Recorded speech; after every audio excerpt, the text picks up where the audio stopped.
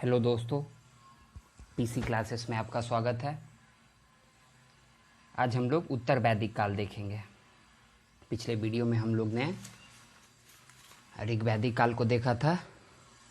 पूरे वैदिक सभ्यता का टाइम फेज था 1500 ईसा पूर्व से 600 ईसा पूर्व तक। इसको हम लोग ने दो पार्ट में डिवाइड किया था। एक था ऋग वैदिक काल, जिसका टाइम पीरियड है 1500 ईसा पूर्व से 1000 ईसा पूर्व तक, और दूसरा है ये उत्तर वैदिक काल, जिसका टाइम पीरियड है 1000 ईसा पूर्व से 600 ईसा पूर्व तक। तो आज देख लेते हैं उत्तर वैदिक काल को।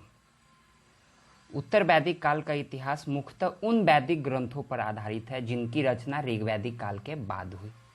जो ऋग वैदिक काल के बाद जिन ग्रंथों की रचना हुई उस पे आधारित है।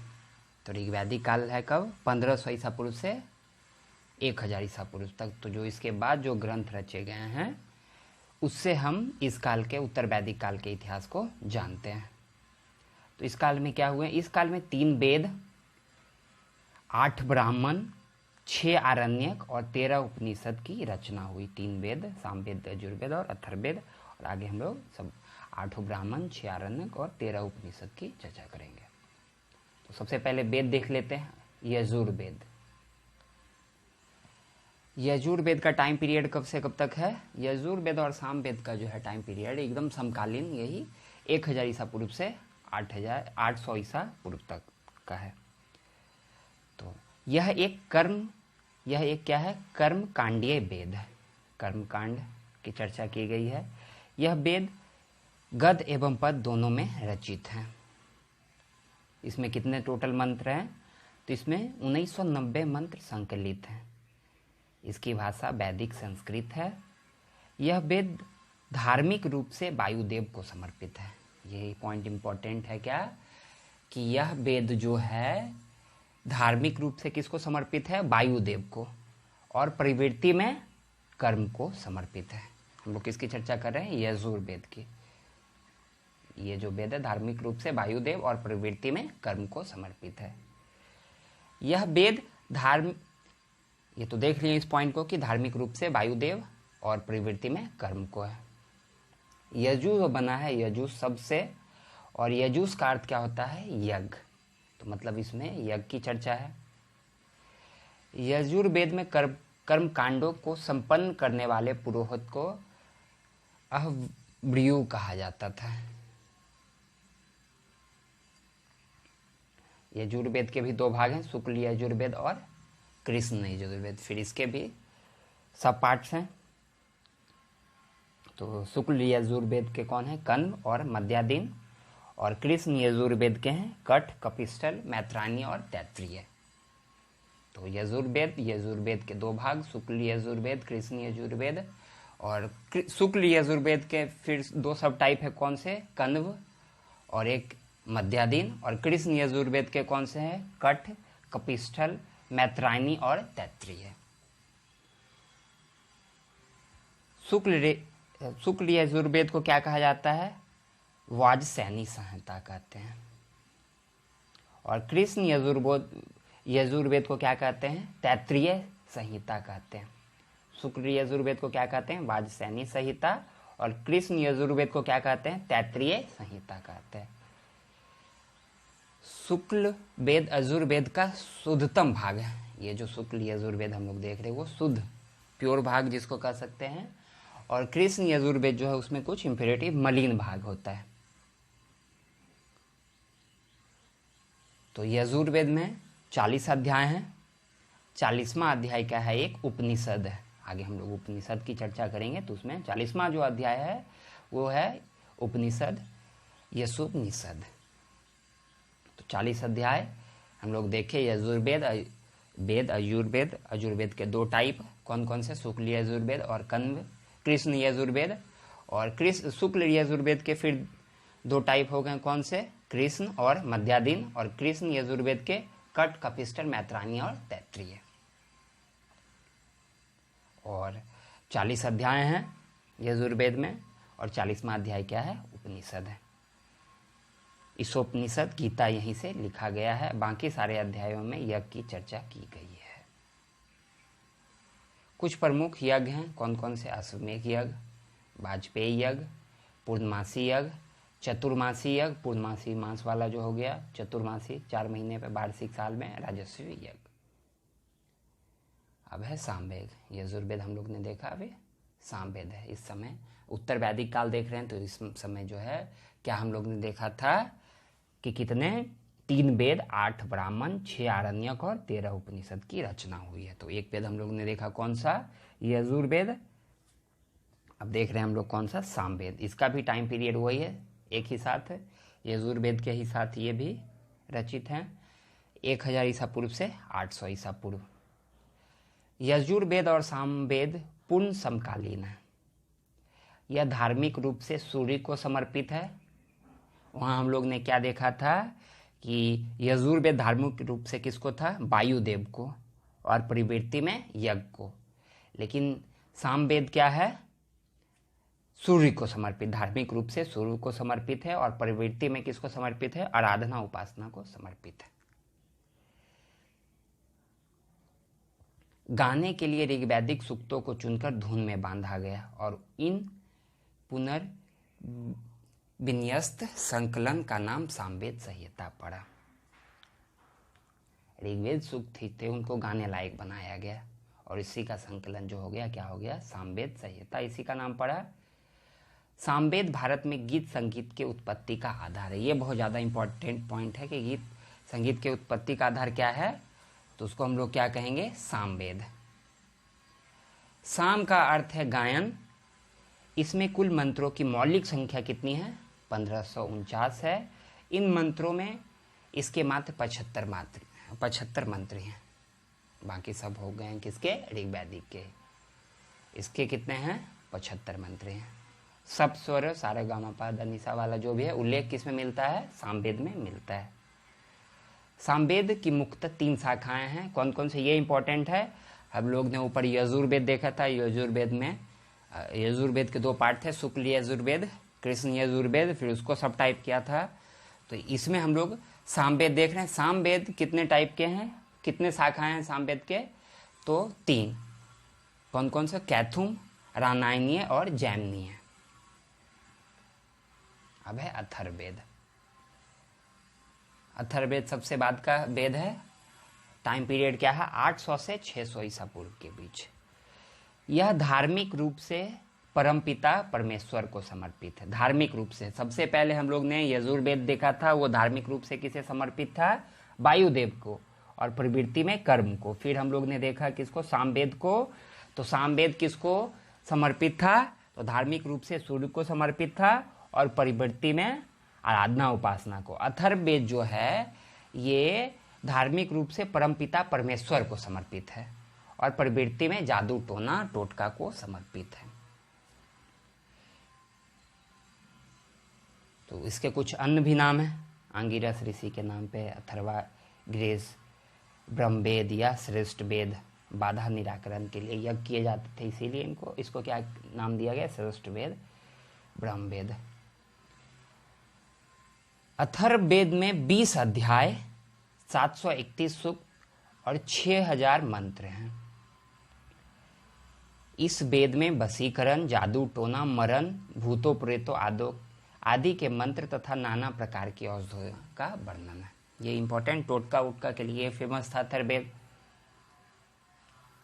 अथर्ववेद में ये इंपॉर्टेंट पॉइंट है, इसको ध्यान से देखिएगा। अथर्ववेद में मगध और अंग का उल्लेख सुदूरवर्ती प्रदेशों के रूप में किया गया। मगध और अंग का अथर्ववेद में किसका किसका उल्लेख है? तो मगध और अंग।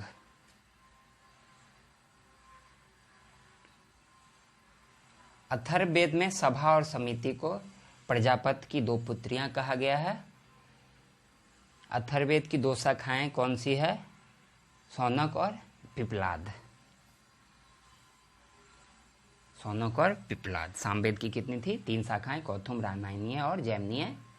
इसकी कितनी है? 2 है, शौनक और पिप्लाद। हम लोग ने 3 वेद देखा उत्तर वैदिक कालीन में। अब है ब्राह्मण। हम लोग ने कितने ब्राह्मण? 8 ब्राह्मण इस टाइम पीरियड में रचित। कितने ब्राह्मण हैं? 8। तो सभी ब्राह्मण को एक एक। ब्राह्मण वैदिक साहित्य में दूसरे क्रम पर है। ब्राह्मण भी वेदों की तरह, ब्राह्मण का जो रचना काल है 1000 से 600 ईसा पूर्व में है, लेकिन अधिकतर जो ब्राह्मण रचे गए हैं 1000 ईसा पूर्व से 800 ईसा पूर्व के बीच रचे गए हैं। इसीलिए इस टाइम पीरियड को ब्राह्मण काल भी कहा जाता है। किस टाइम पीरियड को? 1000 ईसा पूर्व से 800 ईसा पूर्व तक के। ब्राह्मण भी वेदों की तरह मौखिक ही गुरु आश्रमों में पढ़ाए जाते रहे। लिखित कुछ नहीं था, मौखिक ही जो गुरु होते थे शिष्य को बताते थे, वो शिष्य दूसरे गुरु बन के फिर क्या करते थे, दूसरे शिष्य को बताते थे। इसी तरह ब्राह्मण भी वेदों की तरह मौखिक ही गुरु आश्रमों में पढ़ाए जाते रहे। वेद में मंत्र हैं, यज्ञ की चर्चा है, पर यज्ञ कैसे हो यह नहीं बताया गया है। इन सब को बताने के लिए ब्राह्मण की रचना की गई है। तो इम्पोर्टेंस पता चला ब्राह्मण की रचना क्यों हुई थी। तो वेद में मंत्र तो दिए गए हैं, यज्ञ की भी चर्चा की गई है, पर यज्ञ कैसे हो यह नहीं बताया गया। तो इसी के लिए किसका रचना हुआ? तो ब्राह्मण। तो हम लोग ने पिछले वीडियो में भी देखा था, ऋग्वैदिक में भी 2 ब्राह्मण थे, ऐत्रेय ब्राह्मण और कौस्तिकी ब्राह्मण। यजुर्वेद के कितने ब्राह्मण हैं? तो यजुर्वेद के भी 2 ब्राह्मण हैं। तो यजुर्वेद में हम लोग ने देखा था शुक्ल और कृष्ण। यजुर्वेद को तो शुक्ल थे, किस में डिवाइड हुए थे? शुक्ल। तो शुक्ल को हम लोग ने देखा था कन्व में डिवाइड किया था और मध्याधीन में किया था। तो कन्व से जो है शतपथ ब्राह्मण है, सबसे बड़ा ब्राह्मण यही है। और कृष्ण यजुर्वेद में हम लोग ने 4 पार्ट में डिवाइड किया था, कट, कपिस्टल, मैत्रायनी और तैत्रीय में। तो कट, कैपिस्टल और मैत्रायनी का कोई भी ब्राह्मण नहीं है। ये इंपॉर्टेंट है क्या? कट, कपिस्टल और मैत्रायनी का कोई भी ब्राह्मण नहीं है। तैत्रीय का है, तैत्रीय ब्राह्मण सबसे पुराना ब्राह्मण यही है। यजुर्वेद का तैत्रीय ब्राह्मण जो है सबसे पुराना और सबसे बड़ा है। कौन सा? शतपथ ब्राह्मण। शुक्ल यजुर्वेद का शतपथ ब्राह्मण सबसे बड़ा ब्राह्मण, याद ही रखिएगा। सामवेद, सामवेद में हम लोग ने सामवेद को देखा। सामवेद के कितने टाइप थे? तो सामवेद को 3, कौथुम, रायनीय और जैमिनीय देखा था। तो इसमें भी है कितने ब्राह्मण हैं? 3 ब्राह्मण, पंचवीस ब्राह्मण, षड्वीस ब्राह्मण और जैमिनीय ब्राह्मण। पंचवीस ब्राह्मण जो है सेकेंड लार्जेस्ट। पहला जो है सबसे बड़ा ब्राह्मण कौन है? तो शतपथ ब्राह्मण, ये देखा हम लोग ने। और सबसे जो पुराना है वो तैत्रीय ब्राह्मण। कृष्ण यजुर्वेद का सबसे पुराना और शुक्ल यजुर्वेद का शतपथ ब्राह्मण क्या है? सबसे बड़ा है। तो सामवेद में कितने हैं ब्राह्मण? 3 ब्राह्मण। कौन कौन से? पंचवीस, षड्वीस और जैमिनीय। अब है अथर्ववेद। अथर्ववेद में कितने ब्राह्मण हैं? 1 ब्राह्मण, गोपथ ब्राह्मण सबसे छोटा और नया ब्राह्मण। तो कितने ब्राह्मण हम लोग ने देखा? 2 हो गए। किस में? ऋग्वेद में। ऋग्वेद के 2 ब्राह्मण हो गए। यजुर्वेद में कितने हो गए? 2 ब्राह्मण। सामवेद में कितने हो गए? 3 ब्राह्मण हो गए। और 1 ब्राह्मण हो गए किस में? अथर्ववेद में, गोपथ ब्राह्मण। अब है ये आरण्यक। आरण्यक की रचना काल कब है? 800 से 600 ईसा पूर्व। 800 से 600 ईसा पूर्व ऋग्वेद के ऐत्रेय आरण्यक और कौस्तिकी आरण्यक। यजुर्वेद के 2 आरण्यक हैं, कौन कौन से? वृद्ध आरण्यक और तैत्रीय आरण्यक। सामवेद के छांदोग्य आरण्यक और जैमिनीय आरण्यक। छंदोग्य आरण्यक जो बने हैं किससे? 25 ब्राह्मण और षड्वीस ब्राह्मण को मिला के छंदोग्य आरण्यक। अथर्ववेद का, अथर्ववेद एक ऐसा वेद है जिसका कोई आरण्यक नहीं है। ये याद रखिएगा, क्वेश्चन यहाँ से पूछा जा सकता है क्या कि कौन सा ऐसा वेद है जिसका कोई आरण्यक नहीं है? तो वो कौन सा है? अथर्ववेद। अब है उपनिषद। उपनिषद ऋग्वेद, ऐत्रेय उपनिषद और कौस्तिकी उपनिषद। यजुर्वेद के, यजुर्वेद में हम लोग ने देखा था क्या? शतपथ ब्राह्मण शुक्ल यजुर्वेद का था और कृष्ण यजुर्वेद में तैत्रीय ब्राह्मण। तो यहाँ पे शतपथ ब्राह्मण से जो है ऐसोपनिषद शतपथ ब्राह्मण को हम लोग ने आरण्यक में किया था, तो विद्यारण्यक था। विद्यारण्यक के बाद चौथा फेज, एक तरह से पहले वेद हो गए, वेद के बाद कौन आएंगे? ब्राह्मण, ब्राह्मण के बाद आरण्यक, आरण्यक के बाद उपनिषद। तो शतपथ ब्राह्मण के बाद वेद ब्राह्मण हो गए, ब्राह्मण के बाद कौन आएगा? आरण्यक, विद्यारण्यक, और उसके बाद उपनिषद, तो ईशोपनिषद। तो यही यजुर्वेद के शतपथ ब्राह्मण के जो है ईशोपनिषद।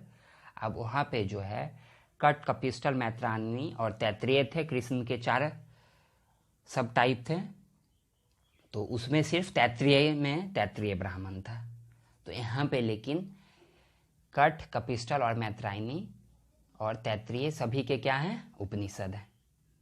कट के हैं कठोपनिषद, कपिस्टल के श्वेतकेसर उपनिषद, मैत्रायणी के मैत्रायणी उपनिषद और तैत्तिरीय के तैत्तिरीय उपनिषद। अब है सामवेद। तो सामवेद के कितने हैं? 2 उपनिषद हैं, छंदोग्ध उपनिषद और जैमिनीय उपनिषद। तो सामवेद में कितने ब्राह्मण थे? 3 ब्राह्मण थे, पंचविश ब्राह्मण, षड्विश ब्राह्मण और जैमिनीय ब्राह्मण। आरण्यक कितने थे? 2 आरण्यक थे, छंदोग्ध आरण्यक और जैमिनीय आरण्यक। और उपनिषद कितने हैं? 2 उपनिषद, छंदोग्ध उपनिषद और जैमिनीय उपनिषद। अब है अथर्ववेद। अथर्ववेद ब्राह्मण कौन से हैं? गोपद ब्राह्मण। इसके जो है कोई भी, ये इंपॉर्टेंट है, हम ऊपर देख चुके हैं क्या है कि इसके कोई भी आरण्यक नहीं थे। इसमें उपनिषद कितने हैं? तो 3 उपनिषद, प्रश्न उपनिषद, मुंडको उपनिषद और मांडुक्य उपनिषद। अब जो जो इम्पोर्टेंट उपनिषद है उसको देख लेते हैं। छंदोग्ध उपनिषद, हम लोग ने छंदोग्ध उपनिषद को देखा, ये सामवेद का था, पंचविश और षड्विश को मिला के बना है। यह सामवेद का उपनिषद है, यह दूसरा सबसे बड़ा उपनिषद है। दार्शनिक दृष्टि से यह उपनिषद, इस उपनिषद की बहुत ज़्यादा महत्व है। इसमें आत्मा और परमात्मा की चर्चा है और निष्कर्ष दिया गया है कि आत्मा परमात्मा की में अद्वैत की स्थिति है। ये क्या है? इसमें आत्मा और परमात्मा की चर्चा है और निष्कर्ष क्या आया है कि आत्मा परमात्मा में अद्वैत की स्थिति है। और क्यों इम्पोर्टेंट है? इस उपनिषद में पहली बार वासुदेव कृष्ण की चर्चा है और कहा गया है कि वह देवकी पुत्र आंगिरस, देवकी पुत्र हैं और आंगिरस वो के क्या हैं? शिष्य हैं। तो वासुदेव की चर्चा करने वाला यह प्राचीनतम साहित्य है। कौन सा? छांदोग्ध उपनिषद। इसलिए इसको याद किया जाएगा कि छंदोग्ध उपनिषद की किस लिए? तो वासुदेव की चर्चा करने वाला यह क्या है? प्राचीनतम साहित्य है। अब है मुंडको उपनिषद। छंदोग्ध उपनिषद में हम लोग ने देखा क्या? वासुदेव की चर्चा करने वाला यह प्राचीनतम साहित्य। अब है मुंडको उपनिषद, यह अथर्ववेद का उपनिषद है। अथर्ववेद में तो कोई भी आरण्यक नहीं है। तो उपनिषद कितने थे? अथर्ववेद में 3 उपनिषद। कौन कौन से? प्रश्न उपनिषद, मुंडको उपनिषद और मांडुक्य उपनिषद। तो यह मुंडको उपनिषद, यह अथर्ववेद का उपनिषद है। इसमें यज्ञ की खुलकर आलोचना की गई है। इंपॉर्टेंट सबसे ज़्यादा क्या है इसमें कि इसी उपनिषद में प्रसिद्ध, ये क्वेश्चन में पूछा गया है एग्जाम में, कि इसी उपनिषद में प्रसिद्ध सत्यमेव जयते कथन है, जिससे इंडिपेंडेंस इंडिया में राष्ट्रीय चिन्ह स्वीकारा गया है। अब है ऐत्रेय उपनिषद, ये तो ऋग्वेद का उपनिषद है। इसकी प्रसिद्धि किस लिए है? 2 चीज़ों के लिए, अद्वैतवाद और पुनर्जन्म का सिद्धांत के लिए। ईशोपनिषद, ईशोपनिषद किसका है? यजुर्वेद का। यह शुक्ल यजुर्वेद का उपनिषद है। हम लोग ने ऊपर भी देखा था, यजुर्वेद का 40वां अध्याय यही है। कृष्ण जो गीता लिखा गया है इसी के आधार पे, इसको आधार बनाकर आगे गीता में कर्मयुग आया, इसलिए गीता का कर्मयुग इससे प्रभावित हुआ। कठोपनिषद, कठोपनिषद यजुर्वेद का ही है। यजुर्वेद में 2 पार्ट हम लोग देखे थे, कौन कौन से? शुक्ल और कृष्ण। तो कृष्ण का जो कृष्ण यजुर्वेद को भी हम लोग सब टाइप किए थे, कट, कपिस्टल, मैत्रायणी और तैत्तिरीय में। तो कट का ये है कठोपनिषद, यह कृष्ण यजुर्वेद का उपनिषद है। इसमें प्रसिद्ध यम नचिकेता संवाद है। इसमें मृत्यु बाद जीवन पर व्यापक चर्चा है। किसमें? कठोपनिषद पे। तो छांदोग्ध में हम लोग क्या देखे थे? सबसे पहले छांदोग्ध में किस लिए वो इम्पोर्टेंट है? छांदोग्य उपनिषद, तो उसमें किस चीज़ की चर्चा की गई है? सबसे प्राचीनतम वासुदेव की चर्चा है। मुंडकों में सत्यमेव जयते था। और ऐत्रेय उपनिषद दो चीज़ के लिए, अद्वैतवाद और पुनर्जन्म का सिद्धांत था। ईशोपनिषद किस लिए प्रसिद्ध है? तो गीता में जो कर्मयोग आया इसी को आधार बना के। अब है कठोपनिषद हम लोग ने देखा है। श्वेताश्वर उपनिषद, श्वेताश्वर उपनिषद जो है किस पे है? किसका है ये? तो कपिस्टल, जो हम लोग कृष्ण यजुर्वेद देखे थे कट कपिस्टल, तो कपिस्टल का यह श्वेताश्वर उपनिषद। यह श्वेताश्वर जो है ये कृष्ण यजुर्वेद का उपनिषद है। इसमें पहली बार योग की महत्ता को बताया गया है, इसलिए ये इम्पोर्टेंट, ये भी बहुत ज़्यादा इम्पोर्टेंट है कि इसमें पहली बार योग की महत्ता को बताया गया है। इसी को आधार बनाकर बाद में पतंजलि का लोकप्रिय योग दर्शन है आया है। तो इम्पोर्टेंट है ये सब। श्वेताश्वर उपनिषद, छंदोग्य उपनिषद, मुंडको उपनिषद।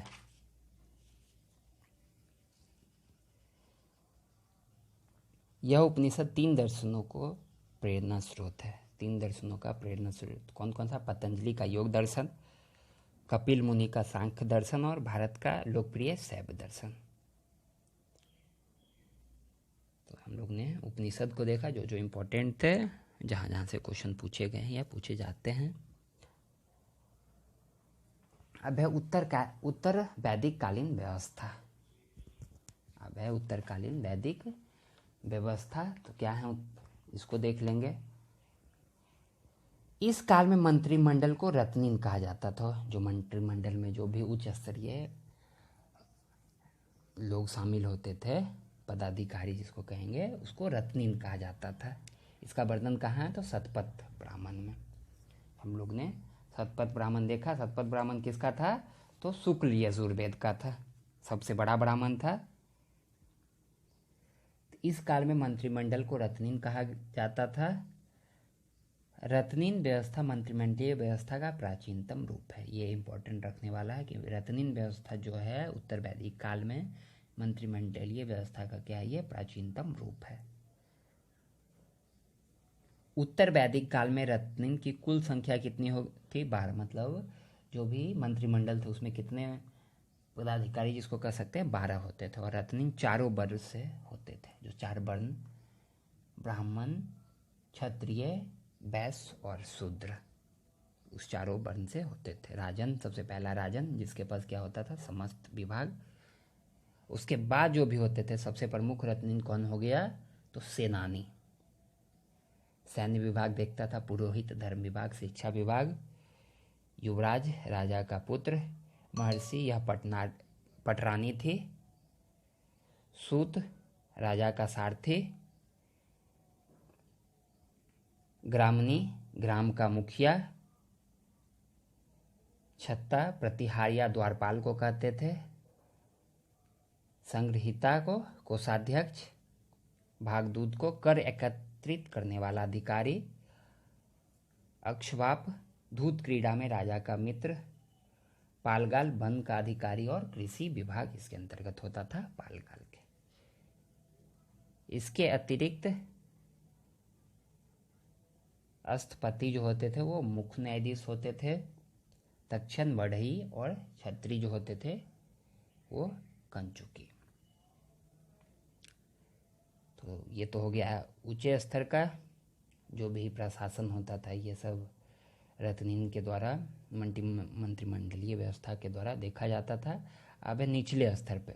निचले स्तर में प्रशासन का भार किसके पास था? ग्राम सभाओं पर रहता था। ये सभाएं स्थानीय वाद विवादों का फैसला करती थी। कौन सी? तो ग्राम सभाएं। बलि, तो ये तो एक पहले जो बलि था स्वेच्छा से उपहार के तौर पे राजन को दिया जाता था। अब ये क्या हो गया? राजा का अधिकार हो गया। मतलब अब कर के तौर पे जो है लिया जाने लग गया। और कर सिर्फ कौन देते थे? तो इस काल में, उत्तर वैदिक काल में, सिर्फ वैश्य ही देते थे। संस्थाएं, तो ऋग वैदिक काल में कितने संस्थाएं हम लोग ने देखा था? तो विदित देखा था, इसके अलावा सभा समिति के अलावा भी देखा था हम लोग ने कौन, परिषद देखा था। तो इस काल में आते आते उत्तर वैदिक काल में जो प्राचीन संस्था सबसे पहले विदित थी उसका क्या हो गया, नामो निशान भी नहीं रहा, वो खत्म हो गया। और सभा समिति भी जो था क्या, उसमें भी बहुत ज़्यादा परिवर्तन आ गया। कैसे, तो पहले क्या थे, जो कबीले के प्रमुख सब हुआ करते थे, मतलब उन सब का जो है राजन भी उससे क्या होते थे,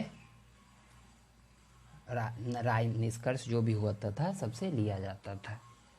मतलब राजा एक तरह से उसमें क्या कर सकते हैं, सभा समिति जो भी थी वो जैसे समिति उनका चुनाव करती थी, तो ये सब हम लोग पिछले वीडियो में देखा था। तो और राजा भी क्या रहते थे, जैसे लोकसभा है उस तरह का समिति हुआ करता था। लेकिन अब क्या हो गया, उत्तर वैदिक काल में आके सभा और समिति जो हो गए वो चेंजिंग आ गया। अब राजा का अधिपत्य हो गया इस पे, अब राजा का बोलबाला हो गया इसमें। और क्या हो गया, इसमें महिलाओं का प्रवेश भी वर्जित हो गया, जबकि वैदिक काल में ऐसा था, महिलाएं भी सभा समिति विधि सब में पार्टिसिपेट करती थी। इस काल में भी राजा के पास कोई अस्थाई सेना नहीं थी, उस काल में भी अस्थाई सेना नहीं ही थे। ऋग वैदिक काल में भी, उत्तर वैदिक काल में भी जो है राजा के पास कोई सेना नहीं थे। अब है भौतिक जीवन। ऋग्वैदिक आर्य मुख्यतः पशुपालक थे। ऋग्वैदिक आर्य हम लोग ने देखा वो क्या थे, पशुपालक। लेकिन उत्तर वैदिक काल आते आते ये क्या हो गया, जीविका का इनका जो स्रोत हो गया, वो स्रोत क्या हो गया, कृषि। तो इसका कारण क्या था, तो लोहे का प्रयोग। अब लोहे का प्रयोग होने लग गया, तो लोहे का प्रयोग होने लगा तो क्या वो जंगल को काट के जमीन में परिवर्तित कर सकते थे। तो लोहे को क्या कहा जाता है, श्याम या कृष्ण यश, जिससे उन्होंने जंगलों को साफ किया तथा कृषि भूमि तैयार की। वैदिक ग्रंथों में 6, 8, 12 और 24 तक बैल हल में जोते जाने की चर्चा है। एक हल जो होते थे उसमें कितने 6, 6, 8, 12 और 24 तक बैल होते थे। और जुताई जो होता था वो लकड़ी के फाल वाले हल से होती थी, लोहे के फाल वाले से नहीं, किससे, लकड़ी के फाल। ये तो बहुत बाद तक भी होते रहा लकड़ी के फाल वाले से। इसकी चर्चा कहाँ है, तो शतपथ ब्राह्मण में। शतपथ ब्राह्मण किसका पार्ट है, तो हम लोग ने देखा किसका, यजुर्वेद का है। और यजुर्वेद के भी 2 पार्ट थे, शुक्ल, तो उसी का है ये शतपथ ब्राह्मण। सबसे बड़ा ब्राह्मण यही है। इस काल में चावल, गेहूं उनकी मुख्य फसलें हो गए। ऋग्वैदिक, उत्तर वैदिक आर्य जो हो गए हैं उनके मुख्य फसल कौन से हो गए, तो चावल और गेहूं। और जो अलग अलग फसल है उनको क्या कहते हैं, यब, जौ। पहली फसल आर्यों की कौन सी फसल है, तो जौ ही है, उसको क्या कहते हैं, यब। चावल को ब्रीही, गेहूं को गोधूम, धान को साली, उड़द को मांस, सरसों को सारिसाका, गन्ना को इक्षु। तो सरसों होते थे तो तिलहन भी पैदा होते ही होंगे। अतरंजी खेड़ा से 8वीं सदी ईसा पूर्व से जौ, चावल और गेहूं, और हस्तिनापुर से क्या मिले हैं, चावल और गन्ना के अवशेष मिले हैं। ईटा जिले में है, यूपी के। अतरंजी खेड़ा से ही 1000 ईसा पूर्व का लोहे का साक्ष्य भी मिला है। कृषि की सिंचाई के साधनों में तालाबों, कुओं और नहरों का उल्लेख कहाँ से मिला है, अथर्ववेद में मिला है। अब है पशुपालन, ये कृषि हम लोग ने देख लिया, कौन से क्या कहते थे ये देख लिया हम लोग ने। अब है पशुपालन। पशुपालन में गाय, बैल, भेड़, बकरी, गधे, सुअर आदि पशु के साथ साथ हाथी का पालन भी शुरू हुआ। हाथी का पालन भी, अब पालतू हाथी को भी बनाया जाने लगा, और हाथी को हस्ती या वारन कहते थे। उद्योग, उत्तर वैदिक काल का प्रमुख व्यवसाय क्या था, कुलाल। कुलाल क्या है, कुम्हार का। और क्या थे, बुनाई का कार्य केवल स्त्रियां करती थी, किंतु यह कार्य बड़े पैमाने पर होता था। ये इम्पोर्टेंट पॉइंट है कि बुनाई का कार्य सिर्फ कौन करती थी? स्त्रियां करती थी। मृदभांड, उत्तर वैदिक काल के लोग चारों प्रकार के मृदभांड से परिचित थे। कौन कौन से 4 प्रकार के मृदभांड? काला व लाल मृदभांड, काली पॉलिशदार मृदभांड, चित्रित घुसित मृदभांड और लाल मृदभांड।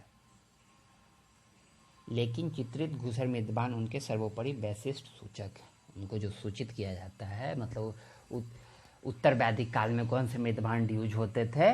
ये परिचित चारों से थे, लेकिन यूज कौन सा होता था? तो चित्रित घुसर मृदभांड। हम लोग ने 4 टाइप के प्रागैतिहासिक काल वाले वीडियो में ही हम लोग ने देखा था क्या 4 टाइप के मृदभांड की चर्चा की थी। ब्लैक एंड रेड बेयर, काली वाली उत्तरी, काली व लाल मृदभांड। इसका कब था चलन? तो हड़प्पा काल, सिंधु घाटी सभ्यता के टाइम में। उसके बाद कौन से आया? ओसीपी, ओकड़ी कलर्ड पोट्री। इसका कब चलन था? तो इसका था ऋग वैदिक काल में। उसके बाद उत्तर वैदिक काल में कौन से आ गए?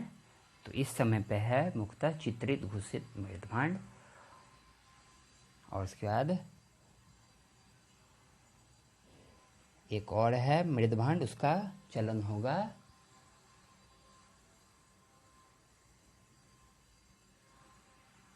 किस टाइम पीरियड में उसका चलन होगा? तो मौर्य के पीरियड में होगा। इसके बाद सामाजिक जीवन। सामाजिक जीवन में कौन है? उत्तर वैदिक काल का समाज 4 वर्णों में विभक्त था। तो ये देखें 4 वर्ण कौन कौन से? ब्राह्मण, क्षत्रिय, वैश्य और शूद्र। ऋग्वैदिक काल में ऋग्वैदिक काल में 7 पुरोहित होते थे। ऋग्वैदिक काल में 7 ही पुरोहित होते थे, जबकि उत्तर वैदिक काल आते आते इनकी संख्या में बढ़ोतरी होकर कितने हो गई? 17 या 16 तक पहुंच गई।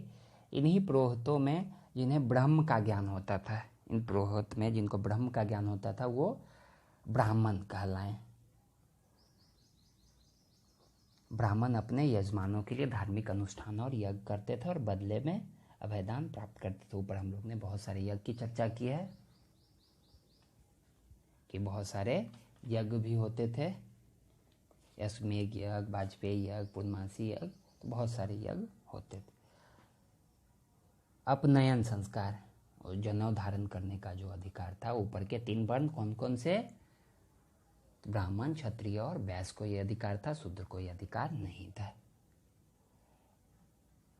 ऐत्रेय ब्राह्मण में क्षत्रिय को ब्राह्मण से श्रेष्ठ बताया गया है। कैसे बताया गया है? तो क्योंकि राजा जब चाहे ब्राह्मण को दान देने के अधिकार, जो दान लेने का अधिकार और वैश्य से राजस्व लेने का अधिकार जो है राजा के पास होता था, वो क्या था? खत्म कर सकता है राजा। इसीलिए क्षत्रिय ब्राह्मण से श्रेष्ठ बताए गए हैं। किसमें? ऐत्रेय ब्राह्मण में। ऐत्रेय ब्राह्मण किसका है? तो ऋग्वेद का है ये ऐत्रेय ब्राह्मण।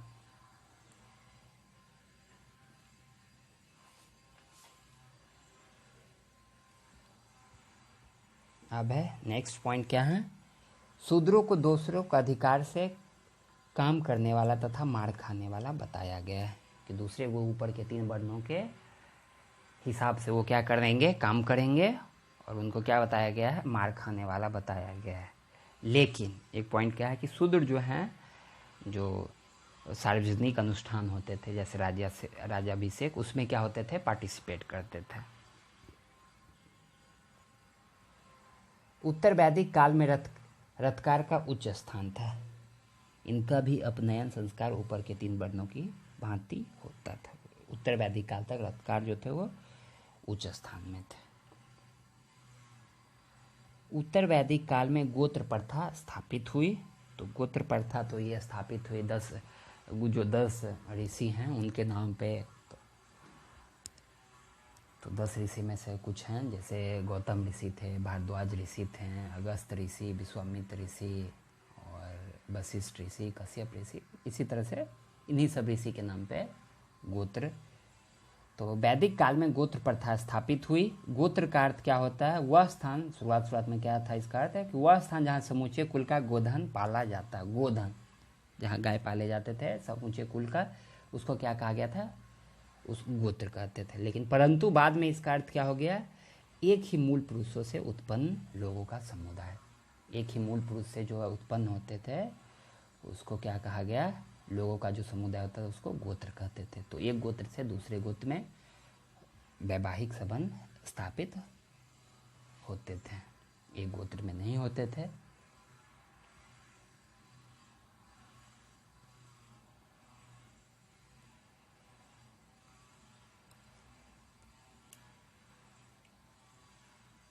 जैसे ऐत्रेय ब्राह्मण हैं,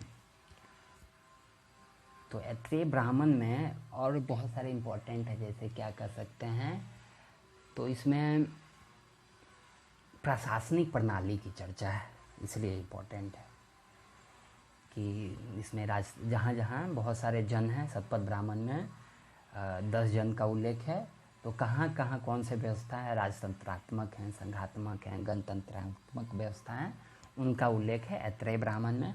और शतपथ ब्राह्मण में क्या है? 10 जनपद का उल्लेख था। तो कुछ जनपद जैसे गांधारी जनपद थे, पांचाल, कौशल, काशी, तिरहुत, ये सब मध्य जनपद, इनका वो शतपथ ब्राह्मण में उल्लेख है। और प्रशासनिक प्रणाली की चर्चा किस में है? तो ऐत्रेय ब्राह्मण में है।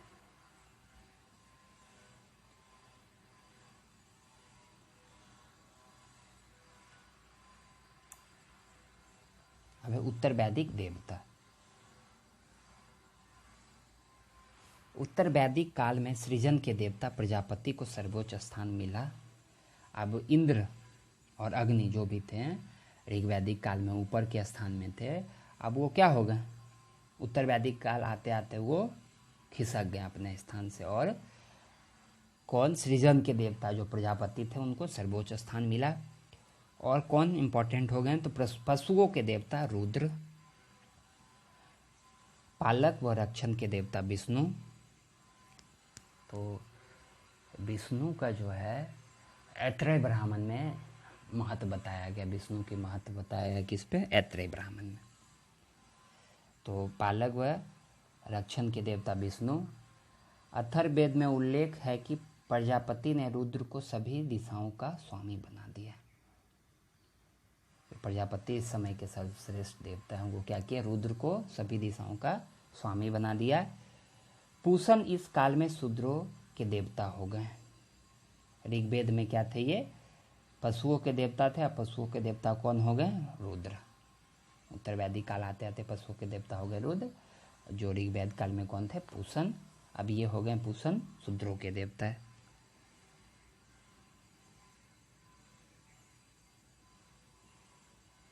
अब तो ये देवता देखे। अब आराधना की रीति में क्या परिवर्तन आया है? तो अब यज्ञ, बहुत बार हर चीज़ में ही यज्ञ होना शुरू हो गया। अब यज्ञ की रीति अधिक महत्वपूर्ण हो गई। यज्ञ में बड़े पैमाने पे क्या देने लगे? पशु बलि दी जाने लगी। अतिथियों को क्या देने लगे? गौमांस खिलाए जाने लगे। इसीलिए गोधन कहने, अतिथि को गोधन कहने लगा। जबकि ऋग्वैदिक काल में क्या कहा गया था? गाय को ना मारने वाला, अधन्य। और उत्तर वैदिक काल में क्या हो गए? गौमांस खिलाए जाने लगे अतिथि को, गोधन कहलाने लगे फिर तो अतिथि। राजस्व यज्ञ कराने वाले पुरोहित को दक्षिणा में 2,40,000 तक गायें मिलती थी। इतने गायें जो है राजस्व यज्ञ कराने वाले पुरोहित को दिए जाते थे। तो यज्ञ का कितना ज़्यादा इम्पोर्टेंस बढ़ गया इससे पता चलता है। अश्वमेध यज्ञ में पुरोहितों को चारों दिशाओं में भूमि दी जाती थी। तो हम लोग ने ऋग्वैदिक काल देखा, उत्तर वैदिक काल देखा। उत्तर वैदिक काल में जो भी वेद थे, ब्राह्मण थे, आरण्यक थे, उपनिषद थे, उन पे चर्चा की। उसके बाद हम लोगों ने क्या देखा? उत्तर वैदिक कालीन व्यवस्था को देखा। इस टाइम कौन कौन संस्थाएं थे, उनके भौतिक जीवन को देखा, उनके सामाजिक जीवन को देखा कि उनके आराधना उपासना में कैसे परिवर्तन आए उन सबको देखा कि उनके देवता में कैसे परिवर्तन आए। इंद्र का भी इम्पोर्टेंट देवता हुआ करते थे वो, अब उसके जगह पे कौन आ गए, प्रजापति, सृजन के देवता प्रजापति। तो इस तरह से धीरे धीरे हम लोग क्या हो गए, यज्ञ की तरफ बढ़े, कर्मकांडी हुए। तो हम लोग दो वीडियो में देख लिया क्या, वैदिक सभ्यता को, ऋग्वेद और उत्तर वैदिक। अगले वीडियो हम लोग देखेंगे किसको, वैदिकोत्तर साहित्य सूत्रकाल पे डिस्कस करेंगे। चलिए, धन्यवाद।